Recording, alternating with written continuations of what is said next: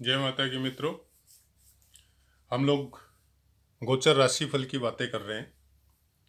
तुला तक पहले की वीडियो में मैं बता चुका हूँ। आज वृश्चिक राशि की बातें करते हैं। राशिफल में जैसे आपने देखा होगा, बहुत सी बातें बताई जाती है और अलग अलग तरीके से बताई जाती है। मैं वैसा कुछ नहीं बताना चाहता, क्योंकि अगर मैं ये बोलता हूँ, राशि तो 12 ही है, कि आपका 7 हाउस का लॉर्ड आपको सपोर्ट कर रहा है, आपकी शादी होगी। अब सपोज वो राशि किसी 60 साल 70 साल के आदमी की है, तो फिर थोड़ा हंसी आता है ये सबका सुन के, या कोई 5 साल का ही बच्चा है। मैं केवल ग्रहों के इफेक्ट बताना चाहता हूं कि अप्रैल में आपकी राशि के ऊपर ग्रहों के इफेक्ट कैसे होंगे। आपको उसके हिसाब से अपने साथ उसको जोड़ना है। अगर हम लोग अपनी उम्र के हिसाब से उसके इफेक्ट को समझे, तो उसके हिसाब से आपको उसको समझना पड़ेगा कि आपका 7वां घर का लॉर्ड अगर आपको सपोर्ट कर रहा है, तो आपको पार्टनरशिप के बिजनेस में कामयाबी मिलेगी, या पार्टनरशिप का कोई धंधा चल रहा है तो उस समय में आपका काम बहुत अच्छा चलेगा, या वाइफ है साथ में तो उससे ट्यूनिंग अच्छी रहेगी। और 7वें घर से अगर शुभ गोचर चल रहा है तो आपका स्वास्थ्य भी अच्छा रहेगा। तो इस तरह से आपको समझने का कोशिश करना है। तो चलिए बात करते हैं वृश्चिक राशि की।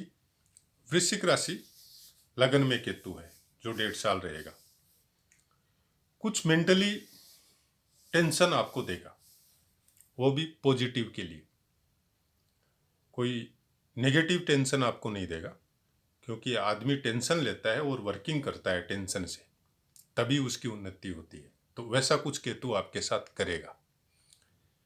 राहु सामने 7वें घर में बैठा है और मंगल भी बैठा है साथ में। हालांकि मंगल चेंज हो जाएगा 14 अप्रैल को। 14 अप्रैल को मंगल चेंज हो जाएगा आपका ये। तो मंगल तो वैसे चेंज होते ही रहता है, लेकिन राहु और केतु यहाँ पे स्थायी रहेंगे ये पूरी साल। तो उनके बारे में मैं पूरी साल का ही रिजल्ट बता देता हूँ आपको। आपके परिवार में, आपके बिजनेस में, या पार्टनरशिप का कोई बिजनेस कर रहे हैं, 7वें घर से बता रहा हूँ, तो उसमें आपको कुछ प्रॉब्लम आएगी। आपको अलर्ट रहना पड़ेगा। अगर पार्टनरशिप कोई बिजनेस आप कर रहे हैं तो इस साल आपको कुछ विशेष ध्यान रखना पड़ेगा, अपने बिजनेस का भी और अपने पार्टनर का भी।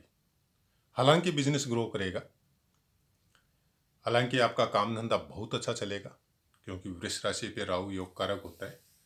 लेकिन जैसे कि क्रूर ग्रह है और छाया ग्रह है, तो मैं इसकी दृष्टि के बारे में आपको कुछ नहीं बताना चाहता, क्योंकि अलग अलग विद्वानों ने अलग अलग दृष्टियां बताई है। और मैं दृष्टि पे, राहु और केतु की दृष्टि पे विशेष मैं ध्यान नहीं देता और बोलना भी नहीं चाहता। लेकिन जहां पे बैठा है वहां पे वो कैसा क्रिएट करेगा, कैसे किस तरह से आपको डिस्टर्ब करेगा, किस तरह से फायदा देगा, वो सब मैं बोल सकता हूं। आपको वाइफ के साथ प्रॉब्लम हो सकती है इस समय। छोटा मोटा कोई लड़ाई झगड़ा हो या रूठना मनाना हो, वैसा कुछ राहु की वजह से आपको प्रॉब्लम आएगी। लेकिन बिजनेस ग्रो करवाएगा, और अगर सर्विस में है तो उसमें भी उन्नति दिलवाएगा। दिमाग को एक्टिव रखेगा। एनी टाइम आप कुछ ना कुछ आपके दिमाग में चलते रहेगा, और वो भी अपने बिजनेस के बारे में, कैसे ग्रो करना है, या सर्विस में है तो उसमें कैसे उन्नति करनी है। तो पॉजिटिव विचार आपके दिमाग में एनी टाइम चलते रहेंगे, दिमाग शांत नहीं रहेगा। ऐसा कुछ 7वें घर में बैठे हुए राहु का होगा। मंगल यहाँ पे बैठा है, जो 14 तारीख को आपके यहाँ पे आ जाएगा। तो ये अचानक से आपको कोई धन संपत्ति दिलवा देगा, और अचानक से आपके साथ कोई पेट का प्रॉब्लम या कमर के निचले हिस्से में कोई प्रॉब्लम भी दिलवा देगा। ऐसा कुछ मंगल की वजह से होगा। लेकिन मंगल वैसे आपका लगन का मालिक है, आपकी राशि का मालिक है, तो मंगल आपका बिगाड़ेगा नहीं, सुधारेगा। मतलब आपकी कोई प्रॉब्लम आने वाली होगी तो भी उसको सुधारेगा। और 8वें घर में बैठ के भी ये आपको अच्छा फल ही देगा। कोई विशेष खराब फल मंगल का आपको लॉन्ग लाइफ कभी नहीं मिलेगा। अगर दशा महादशा सपोर्ट कर रही है, अष्टक वर्ग सपोर्ट कर रहा है, या उस समय जिस नक्षत्र पे ये ग्रह गोचर कर रहे हैं इस पीरियड में, और शुभ गोचर कहाँ चल रहा है, उसके वीडियो मैंने पहले डाले हुए हैं, आप उनसे जाके चेक कर सकते हैं। एक राशिफल बताने में पूरा डिटेल समझाना बहुत मुश्किल है, नहीं तो फिर घंटा 2 घंटा का 3 घंटा का भी वीडियो बन सकता है, तो उतना कोई नहीं देखेगा। तो मैं नॉर्मल जो राशिफल है अप्रैल का वो आपको बता रहा हूँ। उसके बाद में आप देखिए गुरु और शनि आपके तीसरे घर में बैठे हुए। हालांकि गुरु 6 अप्रैल को चेंज हो जाएगा, यहाँ पे 6 अप्रैल को गुरु चेंज हो जाएगा। और गुरु आपको पिछली बार भी जब वो यहाँ पे बैठा हुआ था दूसरे घर में, आपने देखा होगा पिछला साल आपके लिए अच्छा गया था गुरु। अगर कोई दशा महादशा सपोर्ट नहीं कर रही है तब एक अलग बात है, नॉर्मल इफेक्ट हुआ होगा। लेकिन गुरु यहाँ पे बैठ के आपको बहुत अच्छा फल दिया होगा पिछले साल में। यहाँ पे जब ये आएगा चतुर्थ स्थान में, यहाँ से चेंज हो जाएगा 6 तारीख को ये, तो यहाँ पे आएगा तो ये और अच्छा फल देगा, संपत्ति बढ़ाएगा, कोई नई जमीन वगैरह आप उस समय ले सकते हैं।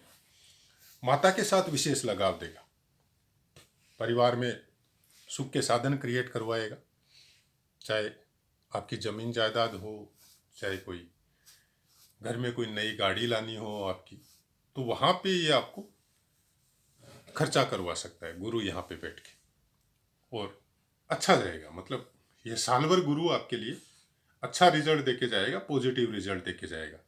उसके बाद में देखिए बुध यहाँ पे बैठा है चतुर्थ स्थान में, और फिर बुध चेंज भी हो जाएगा आपका 17 तारीख को, 17 अप्रैल को बुध चेंज होगा और ये 5वें स्थान में भी आ जाएगा। तो अप्रैल में बुध का इफेक्ट आपके लिए ठीक ठाक रहेगा। 5वें घर में जब ये आएगा 17 तारीख को, तो ये आपके काम में, आपके बिजनेस में या आपकी सर्विस में आपको लाभ दिलवाएगा। कोई काम आपका रुका हुआ है या कोई काम आप कर चुके हैं और उसका पैसा आपको नहीं मिला है, तो इस समय में ये आपको दिलवा सकता है 17 तारीख बाद में। उसके बाद में आइए आप 5वें स्थान में सूर्य और शुक्र दोनों बैठे हुए हैं, और दोनों ही आपको ये छठे में चले जाएंगे 11 तारीख और 14 तारीख को।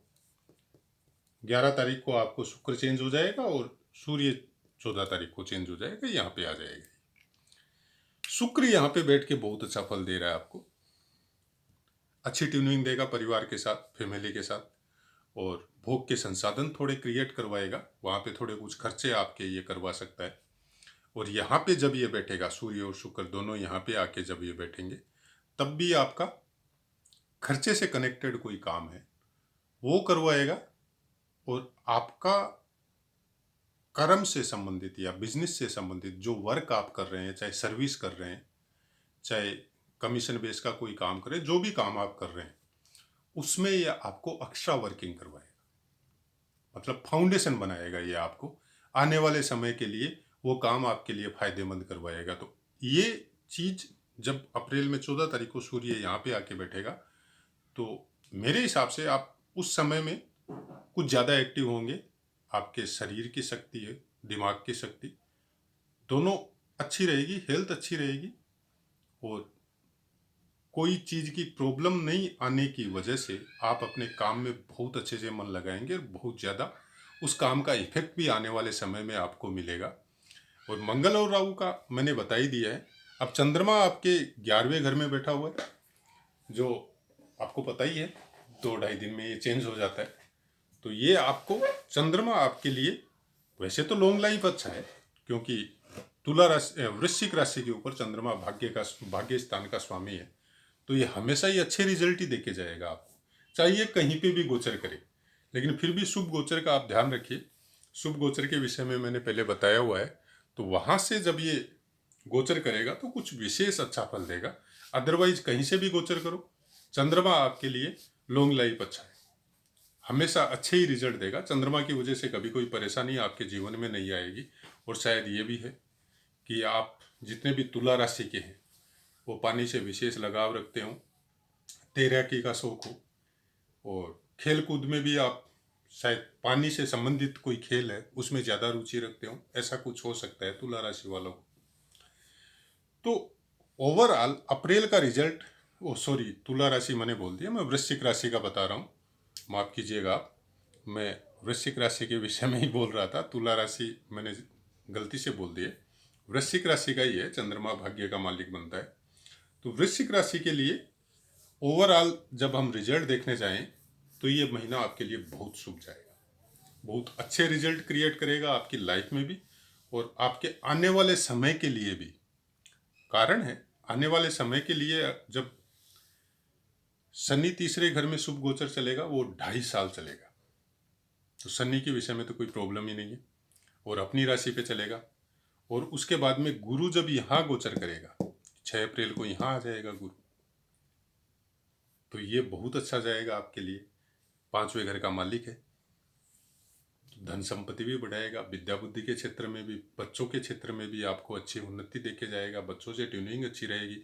अगर आप स्टूडेंट है तो आपको इस समय कोई जैसे एग्जाम में पास होना है या स्टडी में मन लगना है या कोई डिप्लोमा पढ़ाई कर रहे हैं तो उसमें पास होना है या कोई एग्जाम दे रहे हैं, कंपटीशन एग्जाम दे रहे हैं तो उसका रिजल्ट पॉजिटिव होना है, तो ये सब गुरु पूरा साल आपके साथ अच्छा रिजल्ट देगा। खासकर अच्छा रिजल्ट देगा 5 या 6 महीने बाद में, जब गुरु का शुभ गोचर के हिसाब से उसका अंश आ जाएगा। उसके विषय में मैंने पहले वीडियो डाले हुए हैं कि बहुत ज़्यादा शुभ कब होगा। हालांकि ऑल टाइम शुभ होगा, लेकिन इसके अंश जब बढ़ेंगे, जब 10 अंश से ज़्यादा ये गोचर करेगा, तब ये आपको विशेष अच्छा फल देके जाएगा 4-5 महीने तक कंटिन्यू। तो उसका आप थोड़ा सा देख लीजिए पीछे वाले वीडियो में जाके। और अंशों के विषय में जानकारी आप पंचांग से भी ले सकते हैं। आपके पास अगर ज्योतिष का कोई भी ऐप है तो उसमें भी जाके आप अलग अलग डेट में जाके देख सकते हैं कौन सा ग्रह कहाँ पे गोचर कर रहा है और कितने अंश पे गोचर कर रहा है, तो उससे आपको पता चल जाएगा गोचर का फल का। गोचर के फल में वृश्चिक राशि का अप्रैल का महीना बहुत सुंदर जाएगा, अच्छे रिजल्ट भी देगा, अच्छे काम भी करवाएगा, दिमाग भी शांत रखेगा, काम में भी उन्नति देगा। थोड़ा परिवार या वाइफ के साथ कुछ प्रॉब्लम ये आपको क्रिएट करेगा घर में, लेकिन वैसी कोई प्रॉब्लम अगर हम लोग सोचें कि भाई कोई ज़्यादा कोई प्रॉब्लम आपको देगा तो वैसा मुझे नहीं लग रहा है। फिर भी आप अपना दशा महादशा और अष्टक वर्ग का चेक कर लीजिएगा, कौन सी जगह में कौन सी राशि पे कितने अंक मिले हुए हैं, दशा महादशा सपोर्ट कर रही है या नहीं कर रही है। गोचर के ग्रह आपकी राशि में अप्रैल के हिसाब से बहुत अच्छा सपोर्ट कर रहे हैं। बाकी सपोर्ट भी अगर आपको मिलता है तो बहुत सुंदर जाएगा, और नहीं तो नॉर्मल हो जाएगा। सपोज आपकी दशा अंतर्दशा आपको सपोर्ट नहीं कर रही है या 7वें घर में अष्टक वर्ग आपको सपोर्ट नहीं कर रहा है इस राशि का गोचर, तो फिर वो नॉर्मल हो जाएगा। एक तरफ बहुत अच्छा जा रहा है और एक तरफ सपोर्ट नहीं हो रहा है तो फिर वो नॉर्मल हो जाता है, उसको खराब नहीं बोल सकते आप। ये है बस बाई लक, आपको वो अच्छा फल जो मिलना था वो नहीं मिला किसी और कारणवश, क्योंकि एक चीज को, एक राशि को, गोचर की एक चीज को देख के कभी भी श्योर एंड सर्ट नहीं बोला जा सकता। तो आशा है आपको समझ में आया होगा मित्रों, और कोशिश यही है जितने नॉर्मल शब्द जो रोजमर्रा की लाइफ में हम लोगों की चलते रहते हैं उसी शब्दों में मैंने बताने का कोशिश किया है, और बगैर कोई कहानी के जितने कम समय में जितनी चीज़ें मैं बता सकता हूँ उतनी बताने की कोशिश की है। न तो कोई कहानी बनाना चाहता हूँ, न कुछ और बनाना चाहता हूँ, जो बात बोलनी है वही बताना चाहता हूँ। जय माता की मित्रों।